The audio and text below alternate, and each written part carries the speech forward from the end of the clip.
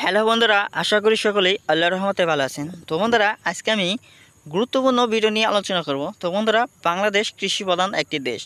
বন্ধুরা, বাংলাদেশে বর্ষাকালে এবং কি শীতকালে এবং কি বন্ধুরা বিভিন্ন সময়ে বাংলাদেশে বিভিন্ন রকম সবজি চাষাবাদ করা হয়। বন্ধুরা, বাংলাদেশের অন্যতম 12 মাসি সবজির মধ্যে অন্যতম সবজি হচ্ছে বন্ধুরা ঢেঁড়স। বন্ধুরা, ঢেঁড়সের বিভিন্ন রকমের জাত রয়েছে। বন্ধুরা, এক এক সময় এক এক কৃষক এক এক জাতের ঢেঁড়স চাষ করে থাকেন।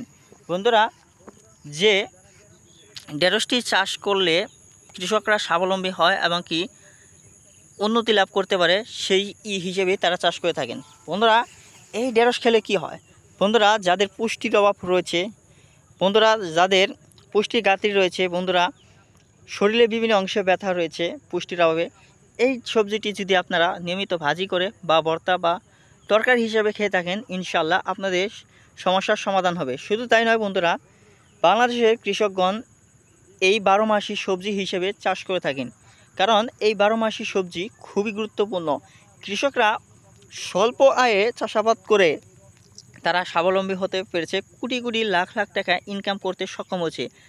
শুধু তাই নয়, তারা পর্যাপ্ত পরিমাণ ভালো টাকা ইনকাম করতে পেরেছে।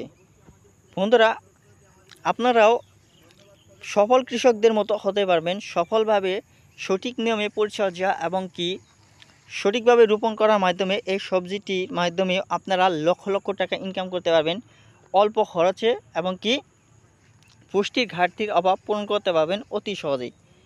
বন্ধুরা, এই সবজিটি যদি আপনারা পর্যাপ্ত পরিমাণ ভালোভাবে সঠিক নিয়মে পরিচর্যা ও চাষাবাদ করতে পারেন, ইনশাল্লাহ আপনাদের খরচ হবে স্বল্প এবং কি লাভবান হতে পারবেন অনেক। বন্ধুরা, এই সবজিটির চাহিদা বাংলাদেশের গ্রামগঞ্জে অনেক চাহিদা রয়েছে। শুধু তাই নয়, শহর অঞ্চলের অনেক ভদ্র মানুষেরা এই সবজি ভর্তা হিসেবে অনেক খেয়ে থাকেন। বন্ধুরা, এই সবজির বিশেষ বিশেষ চাহিদা রয়েছে, তার কারণ হলো এই সবজিটি খেলে পুষ্টির অভাব অবশ্যই পূরণ হবে।